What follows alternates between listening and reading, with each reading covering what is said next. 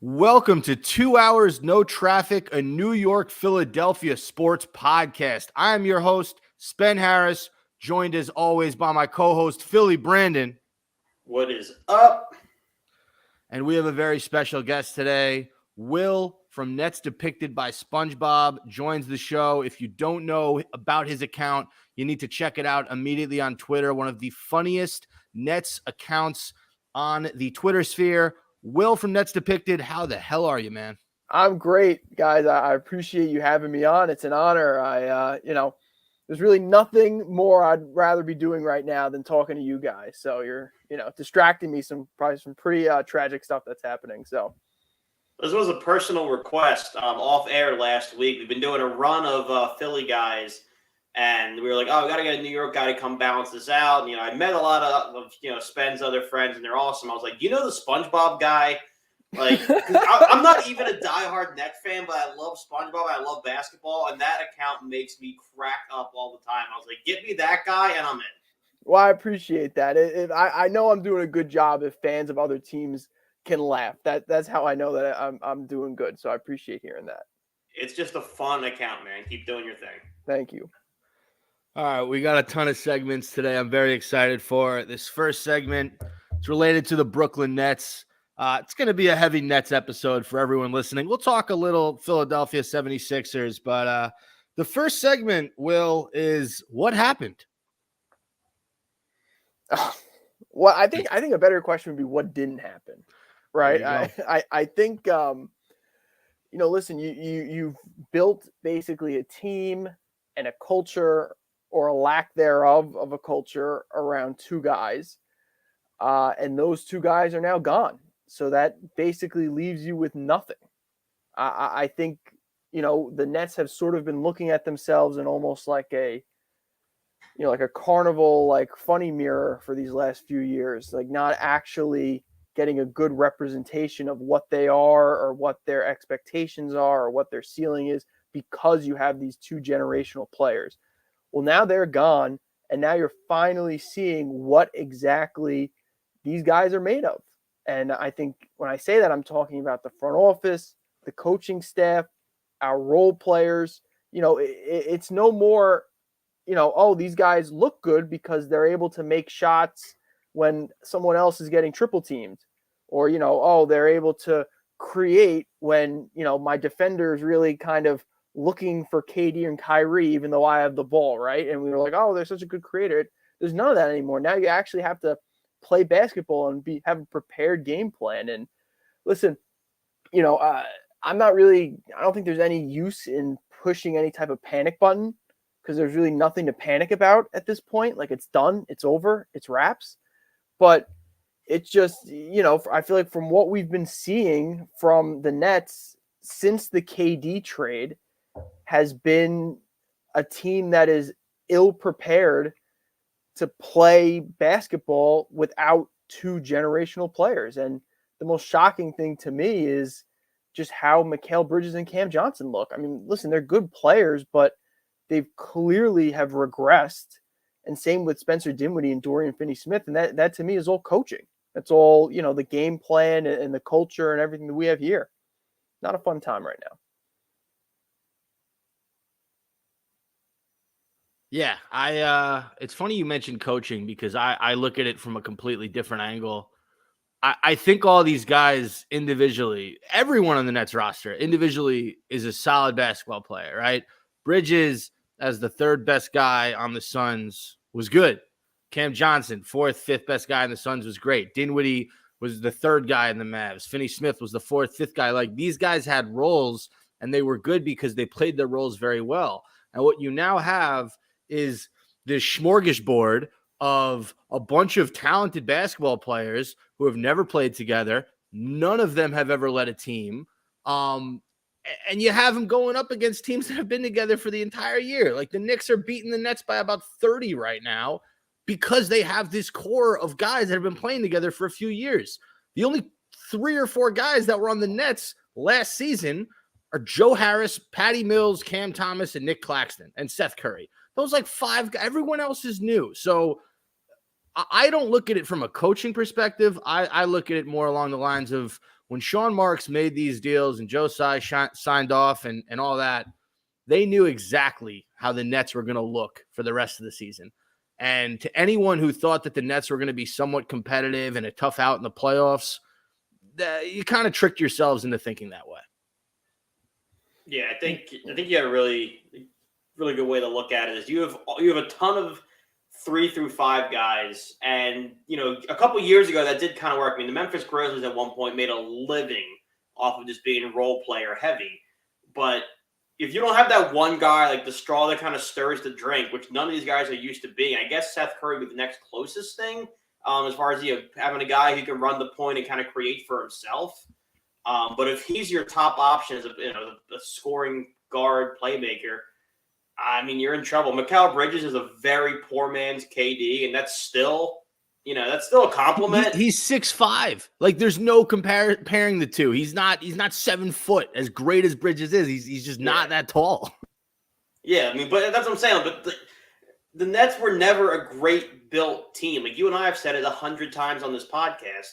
When you have 2 generational players, it covers up all of those sins, and now you have guys who aren't used to having to carry their own load. You're asking them to carry the load for other players who have been kind of riding KD and Kyrie's coattails.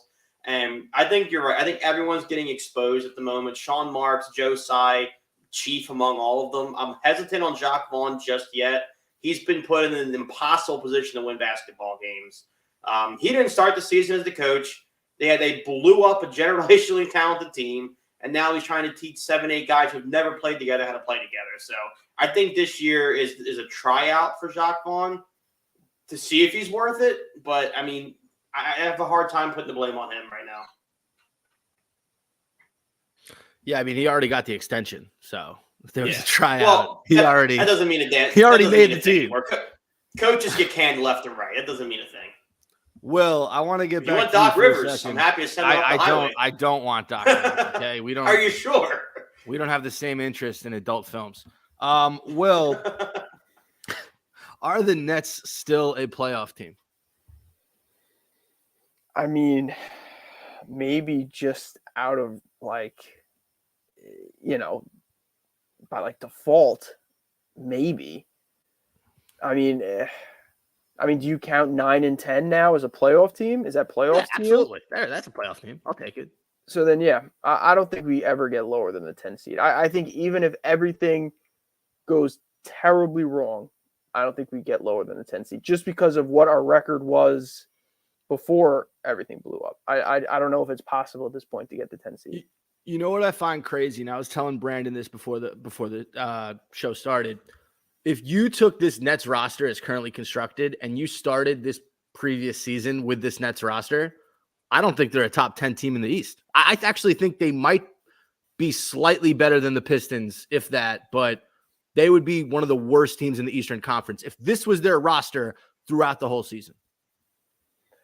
I mean, I think the Hawks game was a pretty good measuring stick. I would say we're probably the equivalent of the Atlanta Hawks minus a closer, which is really why we ended up losing that game because we didn't know what to do at the end, and the Hawks knew exactly what to do, which is give it to Trae Young, who's an elite creator. But, and the Hawks are kind of like a team that floats around 500, maybe, a game or two below. Personally, I don't see us as bad as the Pistons. I think we're still probably better than the Pacers, better than the Magic. I think we're better than that tier. I would see us, kind of like a Hawks. I don't know who else is around there at the moment, but like a team that's like flirting with 500. Washington, yeah.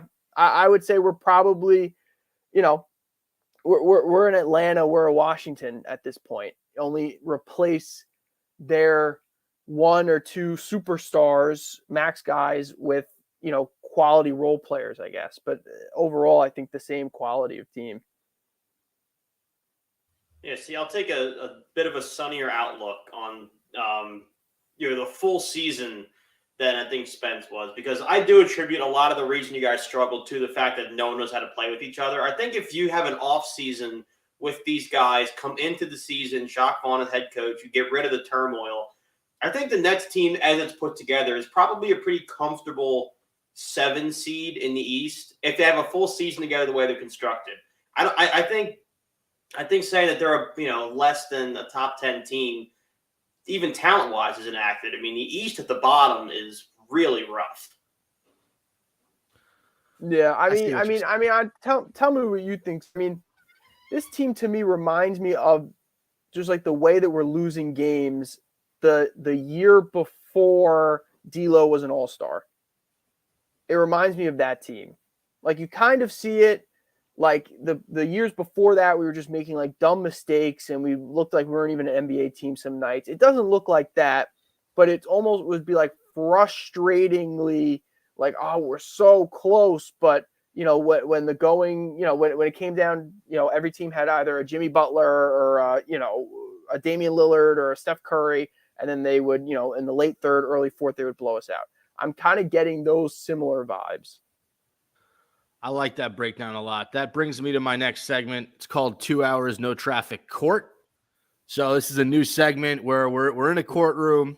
The plaintiff is the Nets fans. The defendants are Sean Marks and Joe Tsai. And here's the claim. You guys ready? I'm the judge here. Judge Okay. Spin Harris. Sean Marks and Joe Tsai are in front of the court today and being accused of tanking the Brooklyn Nets. They do not want the Brooklyn Nets to be competitive for the rest of the season, and that is why they not only traded away Kevin Durant and Kyrie Irving, but it is also why they haven't filled out the rest of their roster. There's only one true center on this roster. There's only 1 to 2 true point guards on this roster, and one of those point guards don't play.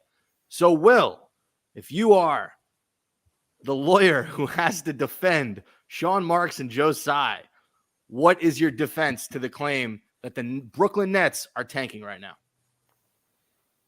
So again, I mean, I would say, totally playing devil's advocate, I would say that we aren't tanking because we really have no incentive to tank. I mean, we own our own first, but, outside of that, to take the steps that we would have to effectively tank, we really would be setting ourselves up for 2 or 3 seasons of bad play. And we just, at this point in time, don't have any motivation to do that because we don't own any of our own assets. So at this point in time, for all the turmoil that we've been through, especially in over the summer and the beginning of this season, I think we are really from a front office and an ownership perspective, I think we are taking this opportunity just to sort of relax. We have a team, we have a roster of guys that we don't have to worry about. We don't have to worry about them, making a mockery of the organization or putting us in any bad spotlight. So I think my client, Ben Simmons. Ben Simmons, counter objection. Ben Simmons isn't even with the team right now. That makes it better. You're right. Continue. So my clients, Joe Tsai and Sean Marks, have earned a well-deserved rest, and they will enjoy the rest of this season with a spunky underdog team with little to no expectations, and the true fans will stay fans, and everybody else will have to get excited for this summer where we will be debuting Breanna Stewart with the New York Liberty. I would actually like to sign her to the Brooklyn Nets. I think she can actually help. I'd do that in a heartbeat. Yeah. Brandon, do you have anything to add? You're some other lawyer who's just hanging out in the court. I don't even know what you're doing here. The Sixers are on trial next for crimes against Isaiah Joe. I'm just here early. No, I think it makes a lot of sense. It goes back to what we were talking about with the playoffs. Is tanking is only worthwhile if you get that pick to inside, let's say the top 5, really. And if you're still going to be a bottom end playoff team, all tanking would do is put you in purgatory, or the worst place. The worst place to be is between the 7 seed and the 10 seed, because you're picking mid-first round. Stars don't want to come there because you're not good, and you're still not getting the top talent out of college.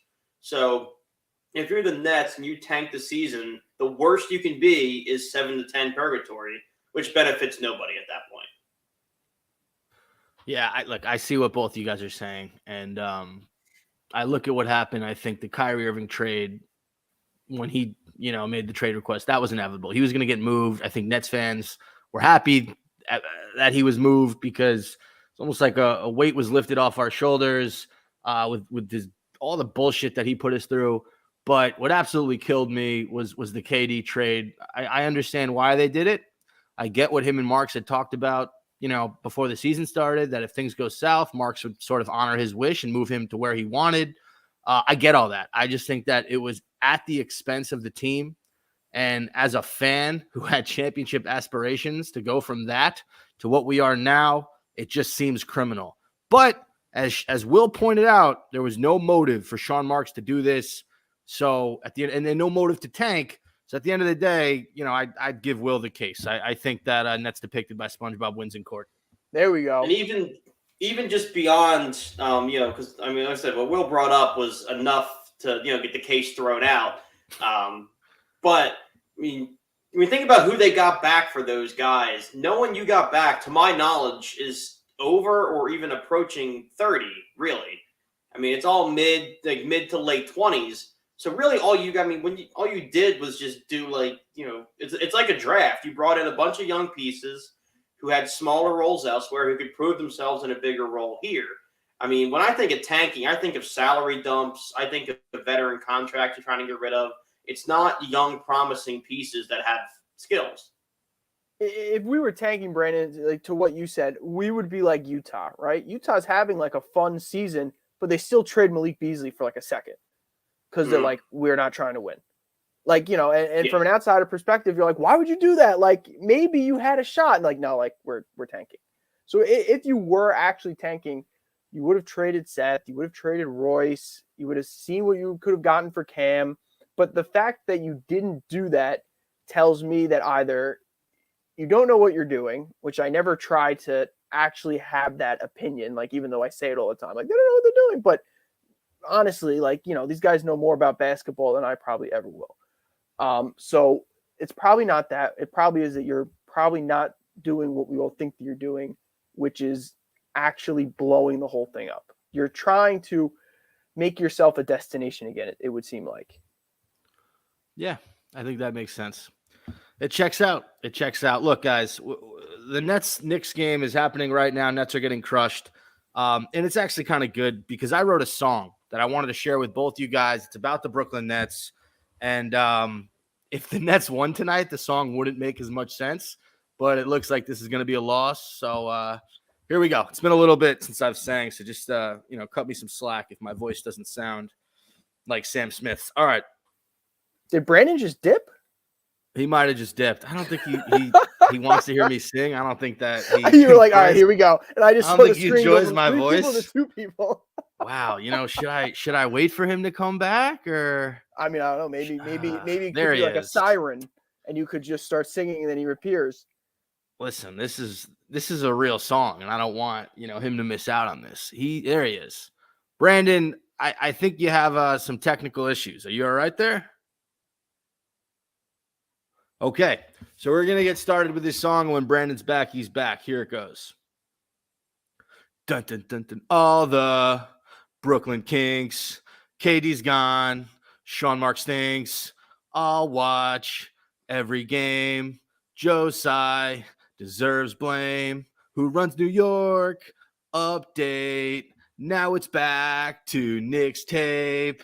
Watching. Waiting, so much justified hating. Say it ain't so. Why do we still have Joe? All our stars left. Now the Nets blow. Sha-na-na-na-na-na.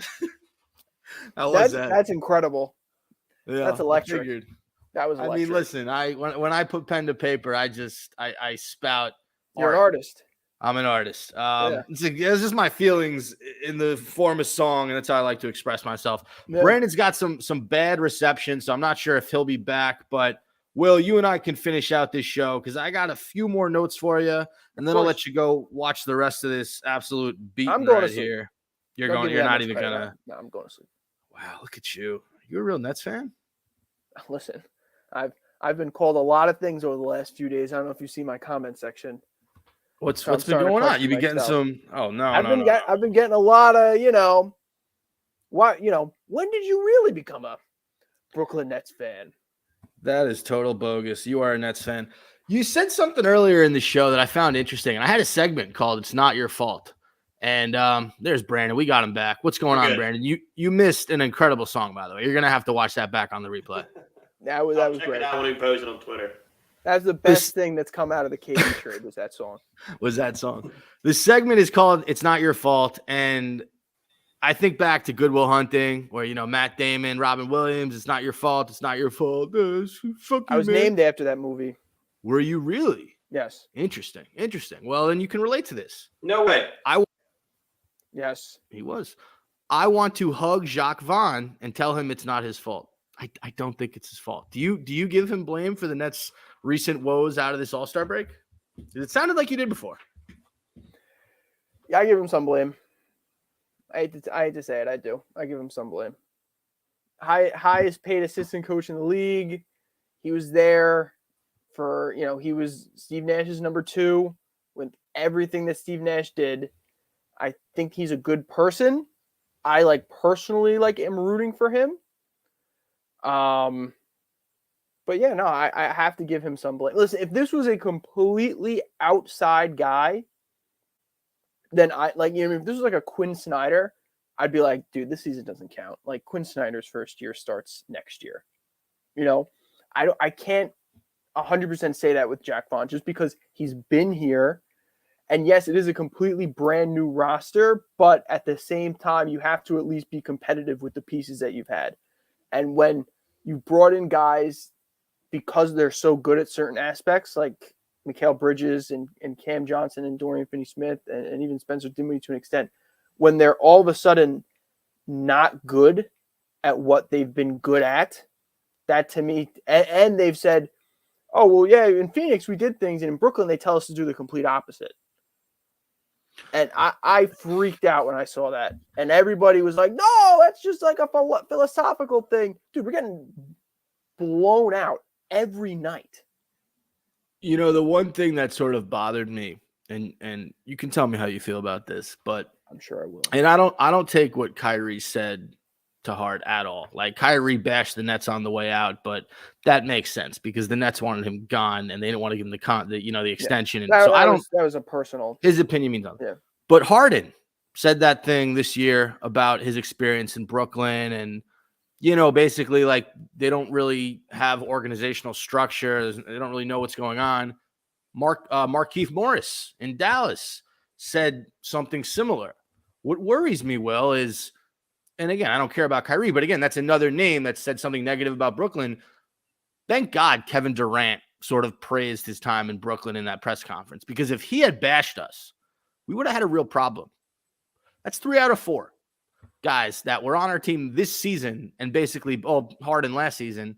But does that worry you at all? That these guys talk about their bad experiences in Brooklyn after the fact? Yeah, I mean, I can even give you a few more names, right? Like Goran Dragic, Bruce Brown, all guys that have really had negative things to say about the organization, and even Dinwiddie to a certain extent in Washington. No, yeah, listen, Kyrie's opinion, I think you have to take with a grain of salt. But I also think that you have to take Kevin Durant's opinion with a grain of salt. They didn't field offers from him. He said, I want to be a Phoenix Sun. And they were like, no problem. You'll be a Phoenix Sun. So I think it was sort of like, what was Kevin Durant really going to say? Because the Nets did this solid offer. And the spin that we saw from Woj and everything was, they were both so disappointed that it couldn't work out. They both just loved each other so much. But it wasn't going to work out, but it was all good times. I hate to say that. I don't believe it for a second. I believe more, listen, I was upset when it happened. I still don't respect it 100%, but to me, I have no reason not to believe out of everyone's perspective, Harden's. I feel like he's someone that, sort of is a straight shooter and just kind of says what he thinks and says what he feels. And, for him to say that, listen, if it were just comments out of left field and everybody else was super happy, I'd be like, that's just one bad egg. But, I feel like a part of me deep down inside agrees with Harden. So it's hard to disagree with him. Like, I kind of see where he's coming from. Yeah, I just, you think, what if he had stuck it out the rest of that season and they come back and he's there?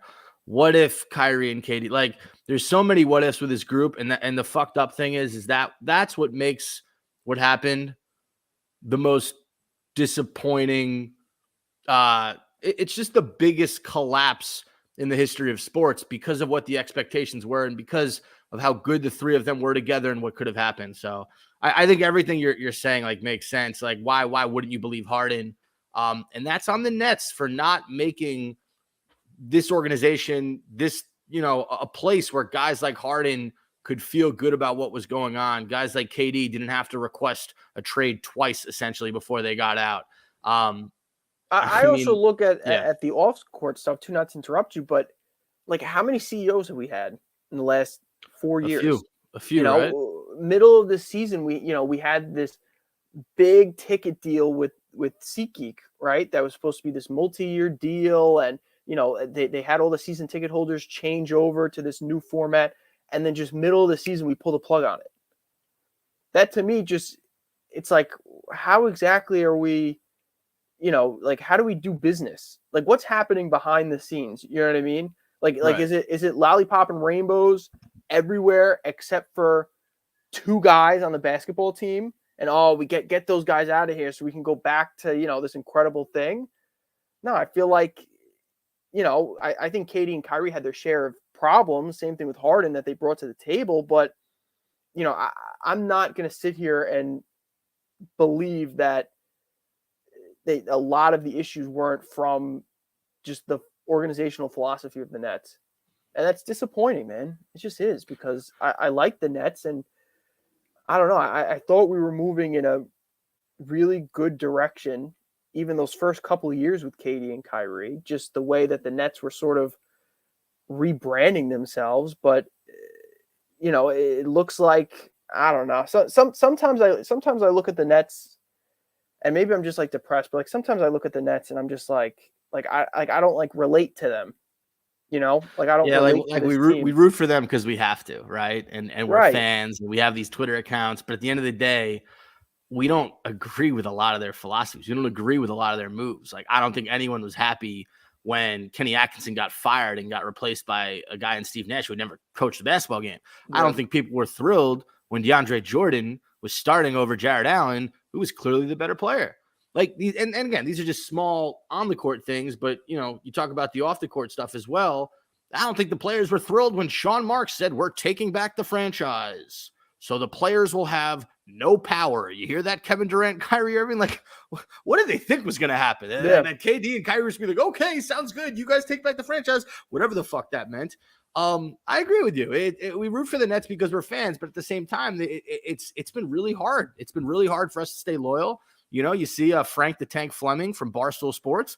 He was sitting courtside at the Knicks game the other day, Yeah. and that's a diehard Nets fan who's been through a lot of tragedy in sports with his teams absolutely blowing it every year. And he is actually willing to go root for the crosstown competitor. So, I'm glad that people like me and you will stay loyal. It's been very hard at times, a lot of the Kyrie stuff in the beginning of the year with the documentary bullshit. That was a tough time for me to stay loyal. I mean, listen, I'm not going to lie to you, man. Like, yeah, I'm not Jewish, right? So I can't imagine, for people of that faith and of that community. I'm Jewish. It fucking so I can to have to only imagine. I just know I was sitting here and I was like, I don't know how much longer I could do this. Like, yeah, you know what I mean? appreciate I was that. Like, and I'm not even really like, quote unquote, like affected, or right. like the target. No, but of the it, fact but that you feel that way is the right mindset, right? Because Yeah. Jewish or not, hate is hate, right? Exactly. Like, let's be real. All right. On a lighter note, I think we've talked about enough net stuff, and this game's gonna be a blowout. Philly Brandon is not rejoining; his laptop crashed, so we won't have to talk about the Sixers, which I love. But my final question is Nets. It's SpongeBob and Nets related. Sure. So the way that the season has gone, and I know if you guys are unfamiliar with Will's work on @Nets Depicted by SpongeBob, after every game he makes a video from SpongeBob, and it basically summarizes whatever happened in the game. And he is spot on like 99.9% of the time. So if you had to think of a SpongeBob clip to describe this entire season up to this point, and I'll give you a second, what clip would that be from what episode? Because I've been thinking about this ever since, we knew you were coming on, and I have a decent one, but I wanted to hear if you had any, before I share mine.